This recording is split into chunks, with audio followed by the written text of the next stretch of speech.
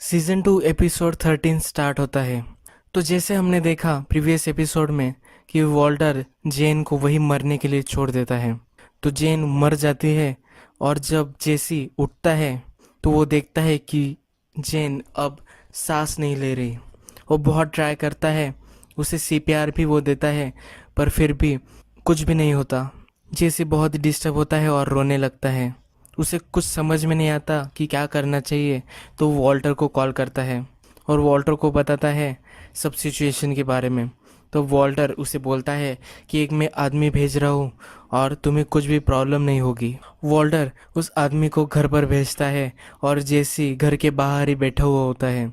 जेसी को वो घर में बैठने के लिए बोलता है और जो सब सबूत होते हैं, सब फिंगरप्रिंट्स, हीरोइन के सब चीज़ें और सब ड्रग्स उसके घर से वो सब एक बैग में निकाल लेता है। जेसी के जो सब पैसे होते वो भी वो ले लेता है और जेसी के पास जाकर वो उसे बोलता है कि तुम्हें अब तुम्हारे स्टेटमेंट में बताना है कि मैं जगा और मैंने उसे डेड पाया और इसके बारे में मैं कुछ भी नहीं जानता। जेसी बच नहीं कर रहा होता तो वो जेसी को थप्पड़ मारता है और वो उससे रटा लेता है। वो उसे बोलता है कि हॉस्पिटल से ही कुछ लोग आएंगे जब तुम कॉल करोगे। पुलिस ऑफिसर यहाँ नहीं आने वाले, उनके शेड्यूल पर वो डिपेंड होता है। अगर कोई आया भी फिर भी उन्हें बताना कि तुम्हें सिर्फ तुम्हारे लॉयर से ही बात करनी है और किसी से तुम बात नहीं करोगे। ये सब बोलकर वो वहाँ से चला जाता है और जेसी को बोलता है कि थोड़ी देर बाद वो कॉल करे। ब्रेकफास्ट पे वॉल्टर होता है और वो जूनियर को कॉल करता है, पर जूनियर कोई भी आवाज़ नहीं देता। स्काइलर उसे बताती है कि अब उसे फ्लिन नाम से तुम पुकारा करो। जब वॉल्टर फ्लिन नाम से उसे पुकारता है तब वो आंसर देता है और वो फिर भी नहीं आता। तो स्काइलर को वो बुलाता है। स्काइलर को वो दिखाता है कि उसकी वेबसाइट पर डोनेशन आना स्टार्ट हो गया है और $500 आ गए हैं। जब वो बात करते रहते हैं तभी और $20 आ जाते हैं। वो बहुत ही खुश हो जाते हैं। जेन के फादर उसे लेने के लिए उसके घर आते हैं। तभी वो एम्बुलेंस वगैरह सब जेन के घर के बाहर देखते हैं। वो जेन की डेड बॉडी भी अंदर जाकर देखते हैं। जेसी से मेडिकल प्रोफेशनल जेन की बर्थ डेट और सब डिटेल्स पूछ रहे होते हैं। तब जेन के फादर उन्हें सब बता देते हैं। जेन के फादर को वो कार्ड भी देते हैं और वो जेन को लेकर चले जाते हैं। वॉल्टर जेसी को कॉल करता है और वो उस कैसा है वो उससे पूछता है। वो जेसी को बताता है कि अब तुम्हें कोई प्रॉब्लम नहीं होगी, सब सॉर्ट आउट हो चुका है। हैंक अपने ऑफिस में वॉल्टर के लिए भी कुछ डोनेशन ले रहा होता है। फिर वो अपनी टीम की मीटिंग में बताता है कि कॉम्बो मर चुका है। कॉम्बो एक साधारण ड्रग डीलर था और उसके पास उतनी रीच भी नहीं थी, पर फिर भी वो मर गया क्योंकि वो ब्लू मेथ सप्लाई कर रहा था। और उसके मरने के बाद हमारा जो एरिया है उसमें अब ब्लू मेथ कहीं भी नहीं दिखता। उसका फ्रेंड उसे बोलता है कि हाइजनबर्ग पकड़ा गया है, इसलिए अब वो ब्लू मेथ वैनिश हो गया है। पर हैंक को उस पर बिलीव नहीं होता। हैंक उसे बताता है कि उसे सिर्फ फ्रेम किया गया था। वो किसी भी मर्डर के लिए हाँ कह देगा अगर उसे अच्छे से पैसे दे दिए गए तो। नेक्स्ट सीन में हमें दिखाया गया है कि वॉल्टर के वेबसाइट पर बहुत सारे डोनेशन आ रहे होते हैं और वॉल्टर जूनियर और स्काइलर एंजॉय कर रहे होते हैं उन डोनेशन को देखकर। जैसे उसका कॉल नहीं उठा रहा होता है तब वॉल्टर परेशान होकर सॉल से पूछता है कि वो कहाँ है। तो एक ड्रग एडिक्ट्स के एक घर पर वो पड़ा हुआ होता है। वॉल्टर पर्सनली जाकर उसे वहाँ से उठाता है। जैसे उसे बोलता है कि सब खत्म हो गया, मैंने उसे मार दिया। वो अपने आप को दोषी ठहराता है। वो उसे बहुत प्यार करता था, वो भी वो वॉल्टर को बताता है।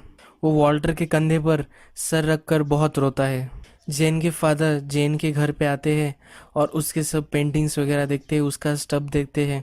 वो उसके फ्यूनरल के लिए एक ड्रेस फाइंड करने आते हैं। उसके ड्रेसेस में कोई भी येलो ड्रेस नहीं होता, तो एक ब्लू ड्रेस ही पिक करते हैं। जूनियर को बहुत सारी डोनेशंस आ रही होती है। तब स्काइलर को कॉल आता है और जूनियर के लिए न्यूज़पेपर में आर्टिकल छपने वाला होता है, उसकी न्यूज़ उसे दे जाती है। नेक्स्ट सीन में हैंक को उसके जो बॉस होते हैं तो वो एक फंड रेजर करने वाले होते हैं, एक अवेयरनेस कैम्प करने वाले होते हैं। तो जब वो स्पॉन्सर से मिलाते हैं तभी उसमें हमारा बिजनेसमैन भी होता है जो मेथ सेल करता है, जिसने वॉल्टर से सब में खरीदा हुआ होता है, उसका नाम गुस्तावो फ्रिंग होता है। वॉल्टर जेसी को रिहैब में छोड़ देता है और उससे बोलता है कि अब मैं कुछ दिनों के लिए नहीं आ सकता क्योंकि मेरी अब सर्जरी है। तुम्हारे जो सब पैसे हैं वो सॉल के पास मैंने दे दिए हैं, वो तुम वहाँ से ले सकते हो। जेसी बहुत ही गिल्ट फील कर रहा होता है और जेसी उसे बोलता है कि तुम जो सब मुझे बोलते थे वो सब सच निकला। मैं किसी भी काम का नहीं हूँ, मैं मेरे लाइफ बर्बाद कर रहा हूँ और जैसा मेरे साथ होना चाहिए था वही मेरे साथ हुआ है। नेक्स्ट सीन में जब वॉल्टर घर आता है तब उसकी टीवी के लिए इंटरव्यू ली जा रही होती है। मरी ने ये इंटरव्यू फिक्स की हुई होती है। वो बोलती है अगर न्यूज़पेपर स्टोरी करने वाला है तो क्यों ना टीवी भी स्टोरी कर ले। जब इंटरव्यू हो रही होती है तब वॉल्टर जूनियर इंटरव्यूअर को बताता है कि मेरे फादर एक बहुत ही ग्रेट फादर है, वो हमेशा अच्छी चीज़ें करते हैं और वो बहुत ही स्वीट है। ये सब सुनकर वॉल्टर के आंख में आंसू आ जाते हैं। नेक्स्ट सीन में वॉल्टर के ऑपरेशन की प्रिपरेशन स्टार्ट हो जाती है।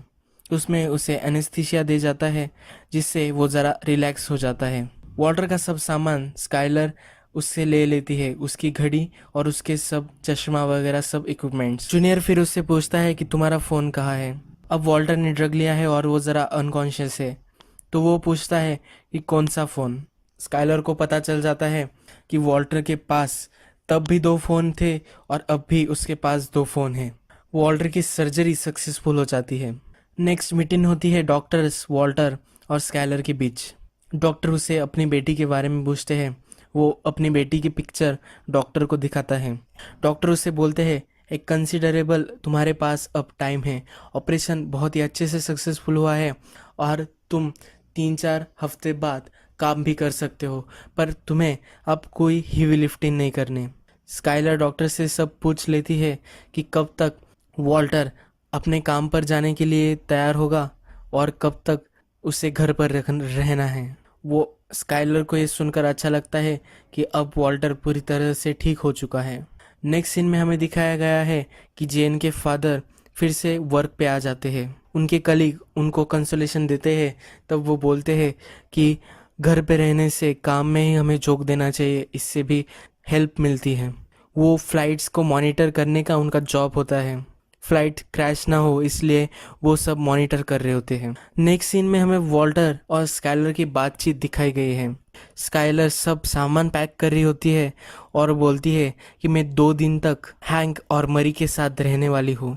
वो अपनी बेटी को भी ले जा रही होती है और वो वॉल्टर को बताती है कि अब तुम्हें घर खाली कर देना चाहिए, तुम अब इस घर में नहीं रह सकते। वॉल्टर उससे पूछता है कि क्या हुआ, तो स्काइलर उसे बोलती है कि तुम हमेशा मुझसे झूठ बोलते रहे हो। जब तुमने हॉस्पिटल में बोला कि कौन सा फ़ोन, तो उससे मुझे फिर से तुम पे डाउट होने लगा और फिर से मैं सब चीज़ों के बारे में, तुम्हारा जो सस्पिशियस बिहेवियर था उन सब चीज़ों के बारे में मैं फिर से सोचने लगी। स्काइलर को लगता है कि उसका अफेयर ग्रेचन के साथ चल रहा होता है, तो वॉल्टर उसे बताता है कि मैं बाइबल पर हाथ रख के बता सकता हूँ कि मेरा ग्रेचन से कोई अफेयर नहीं चल रहा, तुम उससे पूछ भी सकती हो, ऐसा वॉल्टर उसे बोलता है। तो स्काइलर उसे बताती है कि वो मेरे टच में ही नहीं आ रही थी, पर मैंने जब उससे डायरेक्टली पूछा तो फिर उसने मुझे कॉल किया और मुझे पता चल गया कि तुमने ग्रेचन और इलियट से कभी भी पैसे नहीं लिए और तुम्हारी सब ट्रीटमेंट पेड है। तो मुझे लगा कि तुम्हारी मदर ने तुम्हें हेल्प की होगी, तो तुम्हारी मदर को भी मैंने कॉल किया। तुम्हारी मदर को तो पता भी नहीं था कि तुम्हें कैंसर है। मैं तुम्हें एयरपोर्ट छोड़ने आई थी, एयरपोर्ट से पिक करने आई थी। ये सब एक झूठ था। इतने पैसे तुम्हारे पास आए तो कहाँ से आए, ये पूछने से भी मैं अब डर रही हूँ। वॉल्टर उसे बोलता है अगर मैंने तुम्हें सब सच सच बता दिया तो क्या तुम रुकोगी, पर स्काइलर वहाँ से चली जाती है। जेन के फादर जब जॉब पे होते हैं तो उनसे गलती हो जाती है और फ्लाइट्स क्रैश हो जाती है। वो फ्लाइट्स भी अल्बुकर्क में ही क्रैश होती है। वॉल्टर वही रह रहा होता है। वॉल्टर जब अपने बैकयार्ड में बैठा हुआ होता है तब वो जो मलबा होता है उसके पूल में पड़ता है। कुछ भी सीरियस नहीं, पर थोड़ा थोड़ा वो पड़ता रहता है। ये हमें एक इंसाइट दी गई है कि वॉल्टर की लाइफ क्रैश हो चुकी है उन प्लेन्स की तरह।